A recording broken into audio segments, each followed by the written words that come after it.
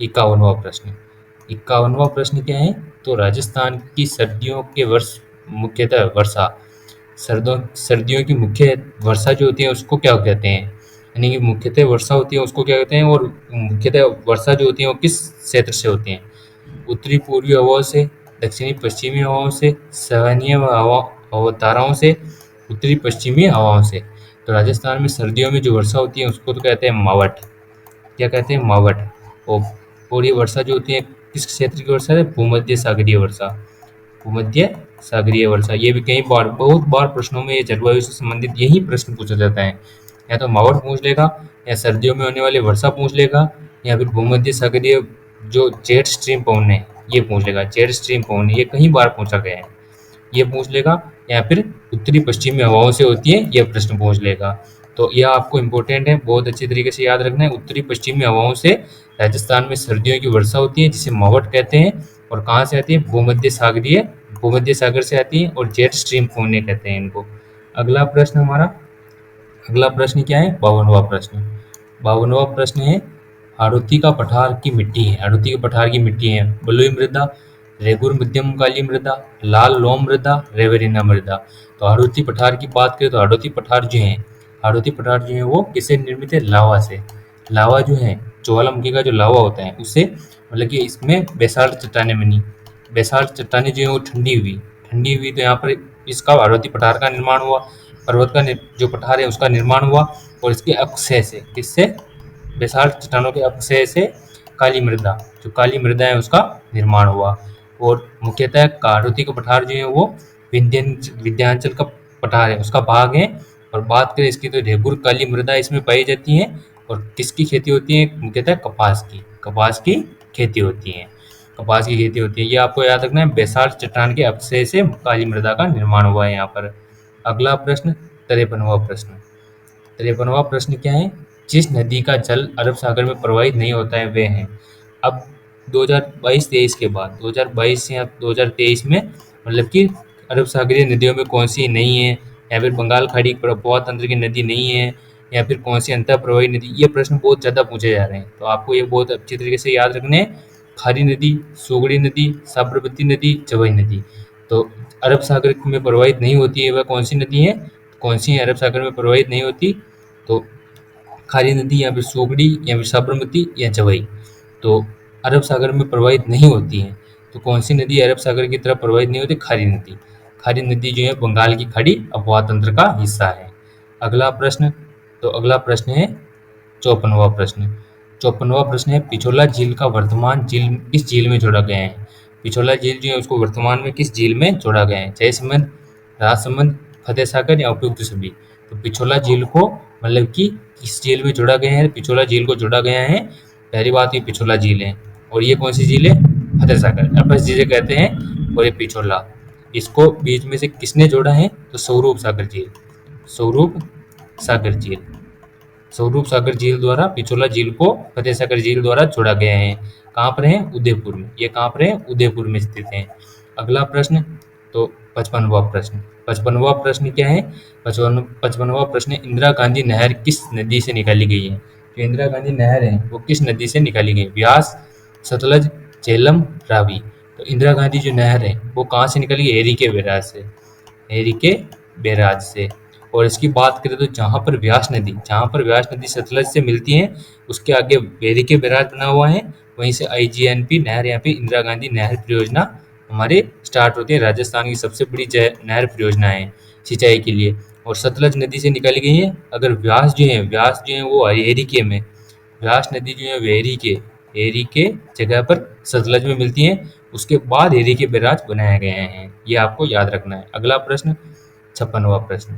56वां प्रश्न है, राजस्थान सरकार द्वारा पहली वन नीति का अनुमोदन कब किया गया? राजस्थान में पहली वन नीति कब आई थी? फरवरी 2010, मार्च 2011, अगस्त 2010, सितंबर 2011।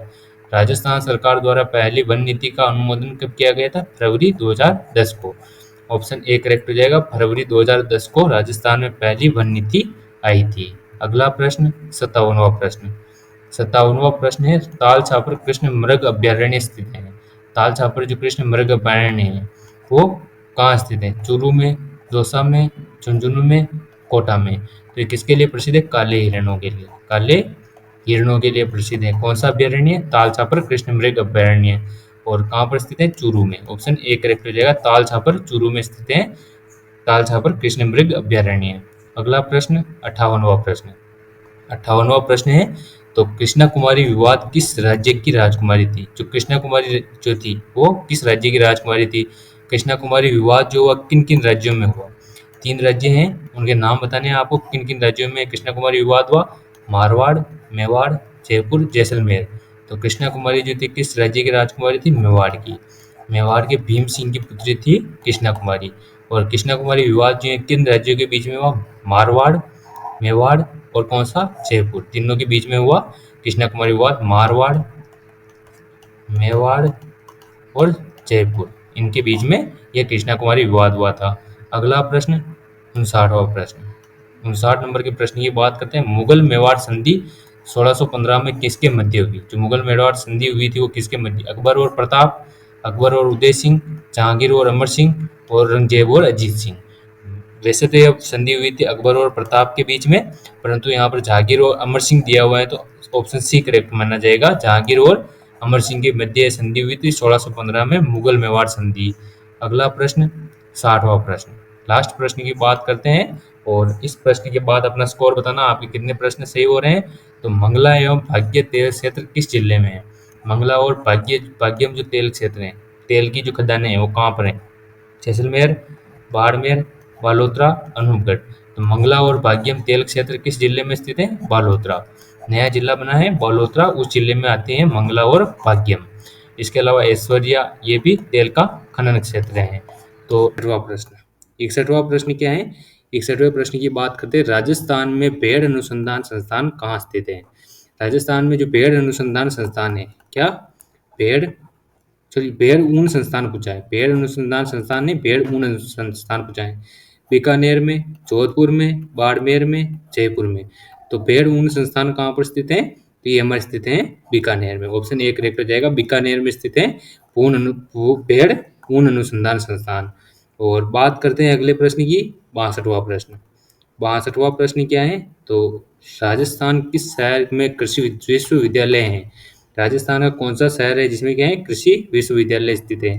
बात करते हैं बीकानेर, जयपुर, उदयपुर, टोंक। तो राजस्थान के किस शहर में कृषि विश्वविद्यालय है? ये हो जाएगा हमारे बीकानेर। ऑप्शन ए करेक्ट हो जाएगा, बीकानेर में स्थित है कृषि विश्वविद्यालय। मेन मतलब कि प्रमुख पीठ जिसे कहते हैं यहाँ पे, मेन जो है वो बीकानेर में है। बाकी उदयपुर में भी है ऐसे विश्वविद्यालय। कुल मिला के 500 विश्वविद्यालय हैं। बाकी कॉलेज जो है वो कृषि से संबंधित बांटे गए हैं। तो मेन जो कहाँ पर है? तो बीकानेर में। अगला प्रश्न 63। 63वां प्रश्न है हमारा, जालोर के चौहान वंश का संस्थापक कौन था? जालोर का चौहान वंश था, उसका संस्थापक कौन था? तो चौहान वंश के संस्थापक की बात पूछी है जालोर के।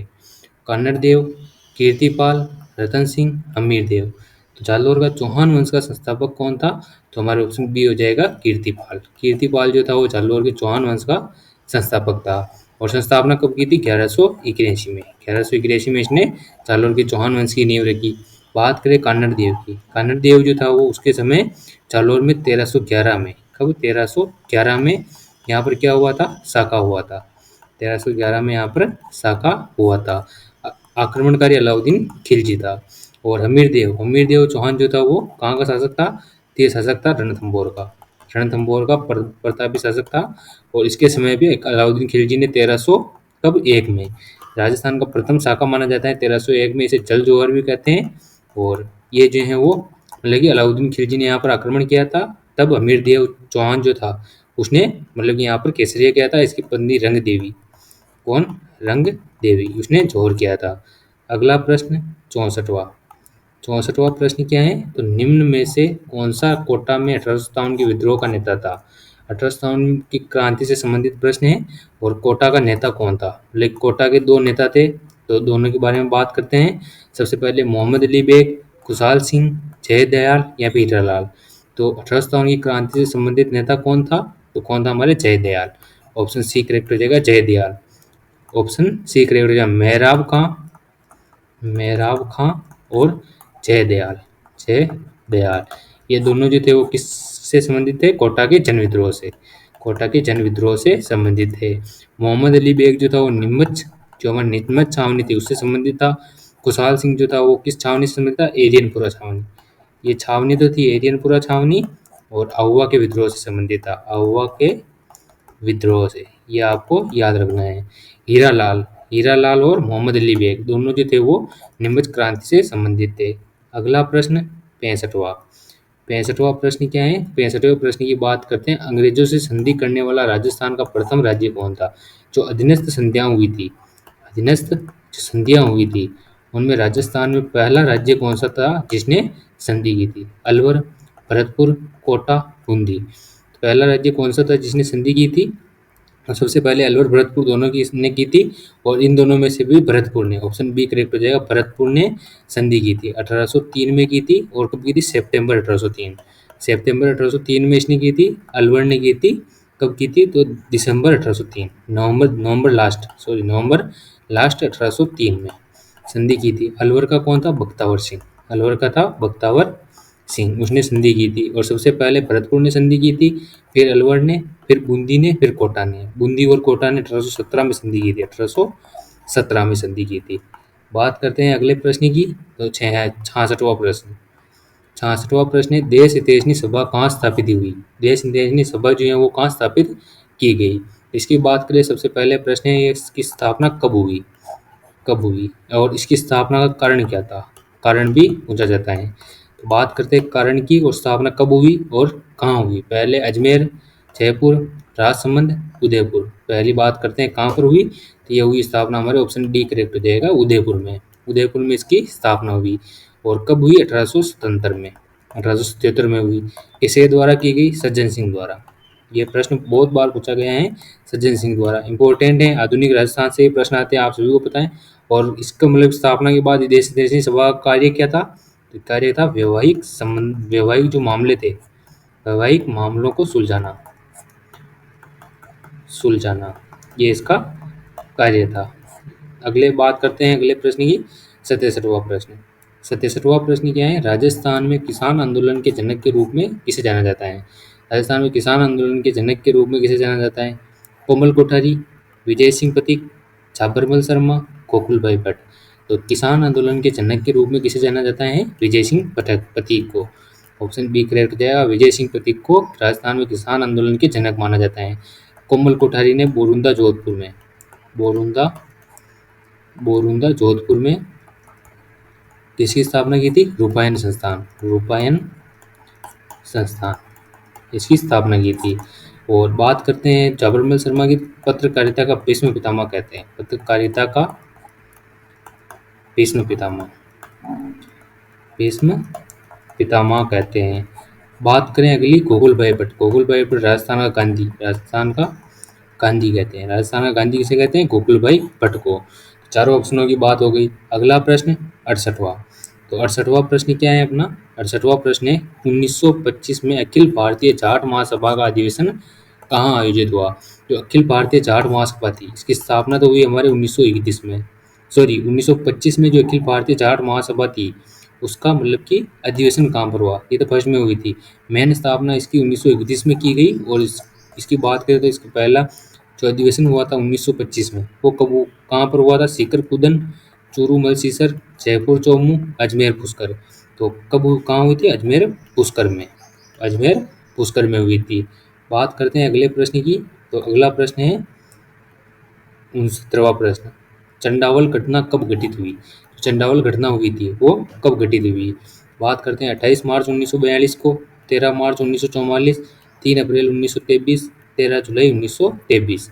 तो आप आंसर कमेंट कीजिए कि चंडावल घटना किस प्रजामंडल से संबंधित है, यानी किस प्रजामंडल, सॉरी किसान आंदोलन से या फिर किस प्रजामंडल से संबंधित थी और किस क्षेत्र से संबंधित थी, इसकी बात कीजिए आप। तब तक आप कमेंट कीजिए। बात करते हैं कब हुई थी, घटित थी 28 मार्च 1942 को, ऑप्शन ए करेक्ट हो जाएगा, 28 मार्च 1942 को चंडावल घटना घटित हुई थी। और ये किस क्षेत्र से संबंधित थी? तो हमारी संबंधित थी मारवाड़ से, मारवाड़ से संबंधित थी कौन सी? चंडावल घटना। अगला प्रश्न हमारा, तो 70वां प्रश्न, 70वां प्रश्न क्या है? 70वां प्रश्न है, निम्न में से किस स्थान पर 1913 में भील विद्रोह हुआ था? 1913 का भील विद्रोह किस स्थान पर हुआ था? आप बात करते हैं तो डूंगरपुर, ईडर, मानगढ़, कुशलगढ़। तो 1913 का भील विद्रोह हुआ था वो किस किस जगह पर हुआ था? मानगढ़ में। मानगढ़, जो मानगढ़ धाम हत्याकांड है, मानगढ़ धाम हत्याकांड, यही जो है वो भील विद्रोह कहलाता है। 1913 में हुआ। कब हुआ? 17 नवंबर 1913 में हुआ। 17 नवंबर 1913 में यह हत्याकांड हुआ था। और इसमें कितने भील मारे गए थे? 1500 भील। कितने भील? 1500। 1500 जो किसान थे, भील किसान जो थे वो मारे गए थे। और भील हत्याकांड हुआ था और इसे जलियांवाला बाग हत्याकांड भी कहा गया। और इसकी अध्यक्षता कौन कर रहे थे? तो कौन थे इसके? गोविंद गिरी। इसके प्रणेता गोविंद गिरी थे। और मानगढ़ धाम हत्या, मानगढ़ जो जगह है बांसवाड़ा में, वहाँ पर यहाँ इसका अधिवेशन हो रहा था। किसका? तो भीलों का अधिवेशन हो रहा था मानगढ़ धाम पर। अगला प्रश्न, 71वां प्रश्न। 71वां प्रश्न है, तो 71वां प्रश्न क्या है? हड़ौती सेवा संघ का संस्थापक कौन था? जो हड़ौती सेवा संघ थी उसका संस्थापक कौन था? बात करते हैं हड़ौती सेवा संघ के संस्थापक की। तो हड़ौती सेवा संघ का संस्थापक कौन था? नैनू अभिनरी, नैनूराम शर्मा, केसरी सिंह बारट, ठाकुर देशराज। तो हड़ौती सेवा संघ का संस्थापक कौन था? पहले बात करते हैं हड़ौती सेवा संघ की। हड़ौती सेवा संघ की स्थापना कब हुई? 1934 में। और इसके संस्थापक की बात करें, संस्थापक कौन थे? तो नैनूराम शर्मा। नैनूराम शर्मा ये इसके संस्थापक थे।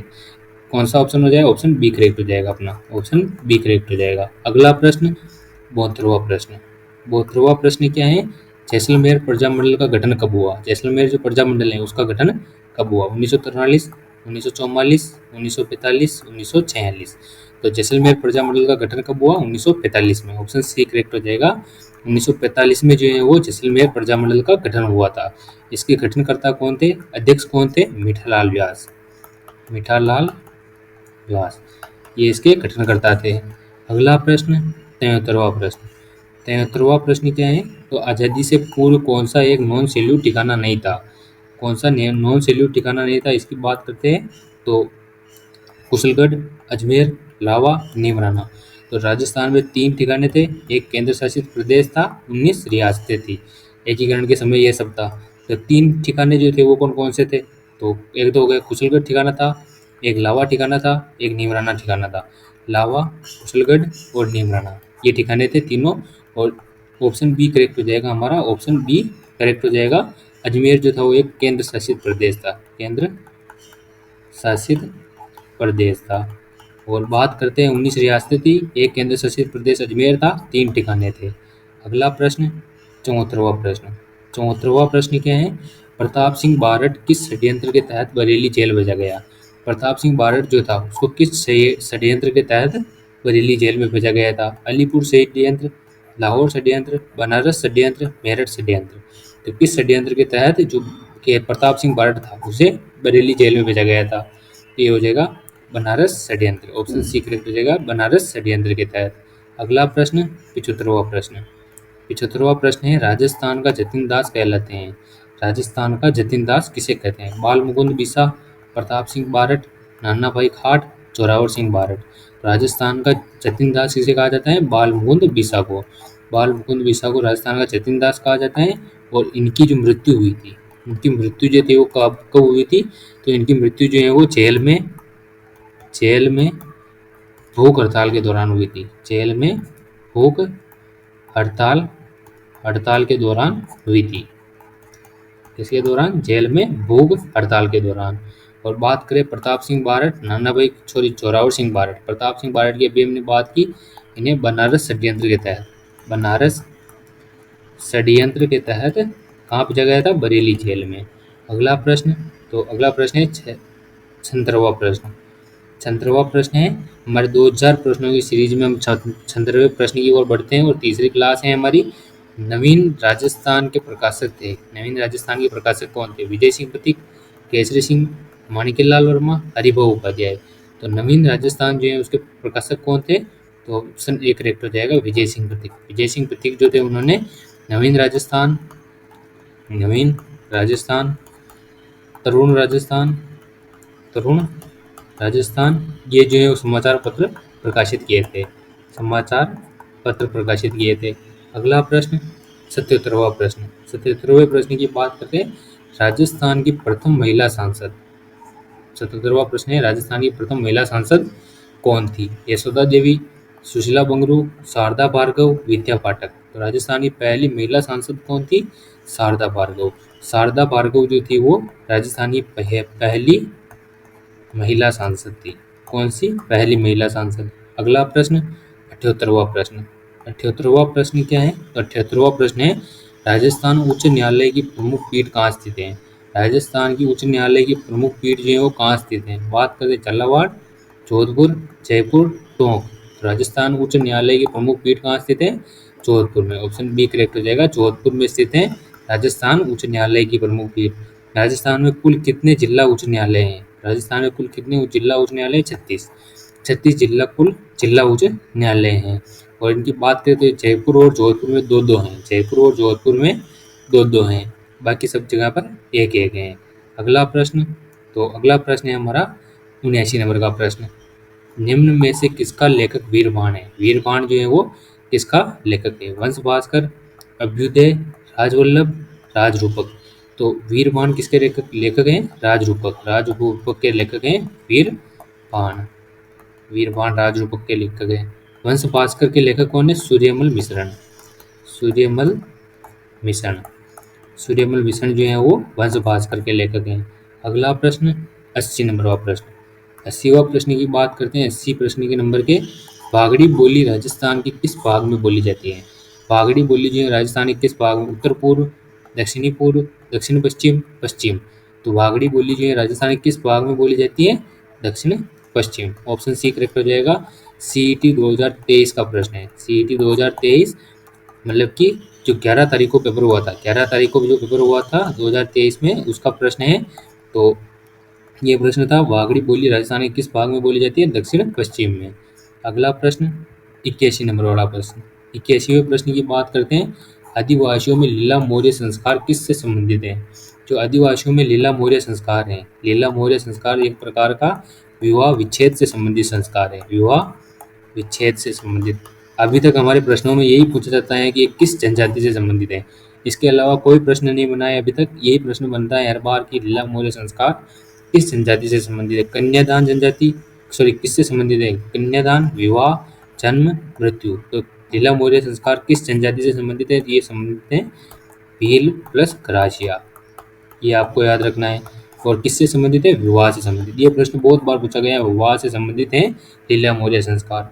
अगला प्रश्न, 82 नंबर वाला प्रश्न। 82वें प्रश्न की बात करें, चूंक नामक आभूषण का संबंध है। चूंक आभूषण जो है वो कहाँ पहना जाता है? दांत, कमर, अंगुली, कान। चूंक आभूषण कहाँ का आभूषण है? दांत का। दांत का आभूषण है चूंक।